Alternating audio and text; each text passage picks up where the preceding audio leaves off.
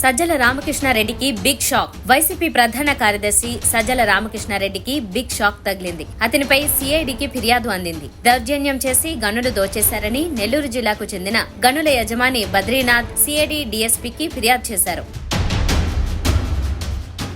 బీజేపీకి వైసీపీ మద్దతు. లోక్సభ స్పీకర్ ఎన్నిక విషయంలో ఎన్డీఏ వర్సెస్ ఇండియా కూటమిగా పరిస్థితులు నెలకొన్న సంగతి తెలిసిందే. దీంతో మరిన్ని పార్టీల మద్దతు కోసం అటు ఎన్డీఏ ఇటు ఇండియా సైతం ప్రయత్నాలు మొదలుపెట్టాయి. దీంతో బీజేపీకి మద్దతు తెలపాలని వైసీపీని అడగగా ఎన్డీఏ అభ్యర్థికి వైసీపీ సపోర్ట్ ఇవ్వబోతున్నట్లు తెలుస్తోంది. ప్రభుత్వ ఉద్యోగులకు పవన్ కీలక హామీ. గత ప్రభుత్వం మిమ్మల్ని భయపెట్టింది, కానీ మేము మీకు భుజం కాసే వ్యక్తులం.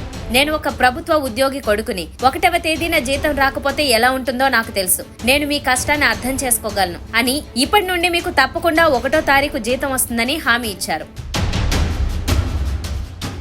జగన్ చంద్రబాబు ఇంటిని మీడియా టూర్ చేద్దాం. హైదరాబాద్ లోని జూబ్లీ హిల్స్ లో ఉన్న చంద్రబాబు ఇంటికి, అలాగే జగన్మోహన్ రెడ్డి ఇంటికి కూడా మీడియా టూర్ పెడదామని, లేదంటే రిటైర్డ్ జడ్జితో ఒక కమిటీ వేసి ఇద్దరి ఇళ్ల విలువలను కట్టిద్దామని మంత్రి లోకేష్ కు సవాల్ విసిరారు మాజీ మంత్రి పేర్ని నాని. దుబాయ్ లో ఏపీ వాసికి భారీ జాక్పాట్. ఆంధ్రప్రదేశ్ నుంచి దుబాయ్ వెళ్లిన ఎలక్ట్రీషియన్ బోరుగడ్డ నాగేంద్రంను అదృష్ట దేవత వరించింది. కొన్ని సంవత్సరాలుగా పొదుపు చేస్తున్న ఆయనకు దాదాపు 2.25 కోట్ల నగదు బహుమతి లభించింది.